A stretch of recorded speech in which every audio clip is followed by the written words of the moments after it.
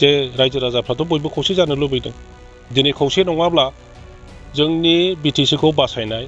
बेवहाय थानाय बिभिन्न जाति गस्थिखौ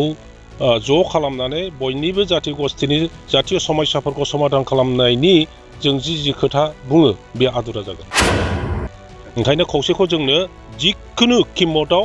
खौसे जानाया प्रयजन दं दिनैहाय समनि थोननाय रायजो राजानि सिन्ताधारा बयनिबो आसायानो जादों जे बिटिसिआव राजनैतिक भाबै जोङो एकत्रित जानांगौ आरो एकत्रित जानांगौब्ला मोननै मोनथाम दलाव थानानै जाला ओंखायनो मोनसे दलावनो ज' जाथोंसै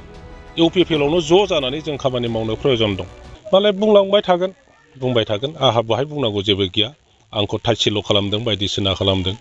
बिनि फिननाय बा बिनि बिसारखौ मालाय रायजो राजाया खालामबाय थागोन सार नोंथाङा जे बिपिएफनि गिदिर दैदेनगिरिमोन बिपिएफनि सायाव दा माबा मोनसे गिदिर टारगेटफोर दं नामा बिपिएफनि सायाव बुंनांगौआ बेनोल' जे बिथांमोननि जिथु सिन्ताधारा बिथांमोननि जिथु खामानि मावनाय आरो हाबाफारि बिथांमोना सोलायथों जे हारिया खौसे जानो लुबैना लुबैया खौसे जानायनि बेलायाव बिथांमोनहा आग बारायथों आरो खौसे जानो बा खौसे खालामनो नागिरनायावनो आंखौ बिपिएफनि दैदेनगिरिया जि दाय हमबाय गावखौ बिटिसिनि चिफनिफ्राय बोख्लायनानै आंसो चिफ जानो नागिरदों होननानै षड़यन्त्र खालामनायनि जि आंनि सायाव दाय हमबाय बेखौ बिसार खालामलायथों बिपिएफनि दैदेनगिरि बिथांमोनहा आरो बिनि फिननायखौ बिथांमोनहा होथों जे रायजो राजाफ्राथ' बयबो खौसे जानो लुबैदों दिनै खौसे नङाब्ला जोंनि बिटिसिखौ बासायनाय बेवहाय थानाय बिभिन्न जाति गस्थिखौ ज' खालामनानै बयनिबो जाति गस्थिनि जातीय समस्याफोरखौ समाधान खालामनायनि जों जि खोथा बुङो बे आदुरा जागोन ओंखायनो खौसेखौ जोंनो जिखुनु किमतआव खौसे जानाया प्रयजन दं प्रहलाद बिथांमोना नोंथांखौ माखासे मेथाइफोर बर'नि दिहुनजानाय मेथाइफोरजों रुजुनानै माखासे बाथ्रा बुंथिदों सार आंबो नुदों आं मिन्थिया गान्दौला राजाया मा आं मेथाइखौबो खोनाफेरनो मोनाखै आंखौ थाइसेल' खालामदों मानो खालामदों आंखौ गिदों आंखौ माने बिपिएफनि जमनि मिनिंखौथ' मिन्थिगौना बे रोखोमै लादों आरो जानोबो हागौ जे दिनैहाय समनि थोननाय रायजो राजानि सिन्ताधारा बयनिबो आसायानो जादों जे बिटिसिआव राजनैतिक भाबै जोङो एकत्रित जानांगौ आरो एकत्रित जानांगौब्ला मोननै मोनथाम दलाव थानानै जाला ओंखायनो मोनसे दलावनो ज' जाथोंसै इउपिपिएलआवनो ज' जानानै जों खामानि मावनो प्रयजन दं दा बिथांमोनहा जिहेतु खौसेखौ लुबैया आरो गावसोरनि राजनैतिक स्वार्थनि थाखायल' सिन्था खालामो बिनि थाखायनो बिथांमोनहा आंनि सायाव बायदिसिना जि माबा मोनसे मोनोब्ला आंनि उइकनेस माबा मोनसे नुयोब्ला बानायै खोथा बुंनो नागिरदों दिनै नोंथाङा सोरनि नामखौ लादों प्रहलादनि खोथा खौसे जानाय जेब्ला रायलायलायदोंमोन इउपिपिएल आरो बिपिएफनि गेजेरावहाय बिपिएफखौ आं आरो vice president Rabiram Narzary MLA रिहन दैमारि भाइस प्रेसिडेन्ट आगोलनि केबिनेट मन्त्रि इमानुएल मुसाहारि आगोलनि एमएलए आरो बिटिसिनि बिपिएफनि प्रथम जेनेरेल सेक्रेटारि आरो बेनिफ्राय आगोलनि बिटिसिनि प्रिन्सिपाल सेक्रेटारि रबिनसन मुसाहारि जों साबा भाइस प्रेसिडेन्टआ इउपिपिएलनि दैदेनगिरि बिथांमोनजों ज' जानायनि रायलायदोंमोन दा बे जेब्लानो रायलायजेनो अब्लानो प्रहलाद बिथाङानो माने इउपिपिएलखौ जोबोद गाज्रि भाषाजों बुंनाया नोंथांमोननि रेकर्डआवनोथ' दं नोंथांमोनहानोथ' बेखौ पाब्लिश खालामनानै होदों गतिके बिथांनि बुंनायनि आंनि सायाव थाइसेल' खालामनायनि बिसारखौ आं खालामनाङा रायजो राजायानो खालायगोन नोंथांमोननि दारैनो बेखौ रायजो राजाया मिथिनो मोनगोन आरो बिनि फिननायखौ सानसे समाव मोनहैगोन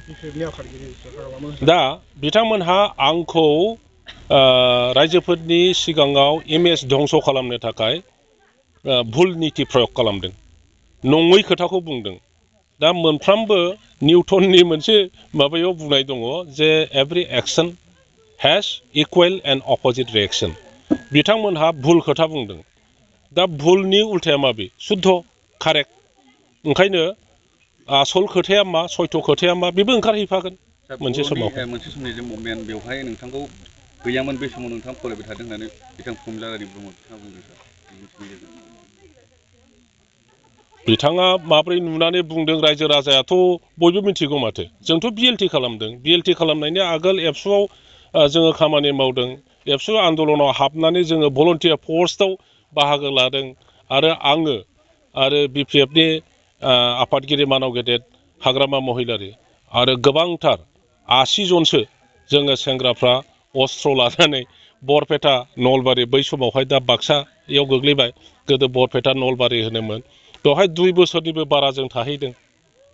बर' आन्दलनाव एबसुनि आन्दलनाव दा बेवहाय प्रबिला रानिया आं गैयामोन दिल्ली इउनिभारसिटियावसो MA फरायबाय थादोंमोन बियो बायदिसिना बुंनायखौ आंबो नुदों बेखौथ' बयबो रायजो राजाफ्रा मिथिगौ आंनि सम्पर्के आङो 15 बोसोर BTCनि डेपुटि चिफ जाबोबाय दा बे डेपुटि चिफ खाम्फा बरगयारिया सोरमोन बेनि बेकग्राउन्डआ सोरमोन बेखौ सोंनानै नायलायनांगौ गैया बे बेकग्राउन्डखौ बयबो मिथिखागौ क'क्राझार सहरनि जेडि रडजों थांग्रा वार्ड नं 4आव माइ सथा स्कुल एबा आंनि फिसा फरायसालियाव डे केयार नार्सारि LKG UKGनि थाखाय मुं थिसननाया सोलिगासिनो दं बे माइ सथा स्कुल एबा आंनि फिसा फरायसालियाव फरायसा फरायसुलिफोरनि थाखाय गोबां सुबिदाफोरबो दं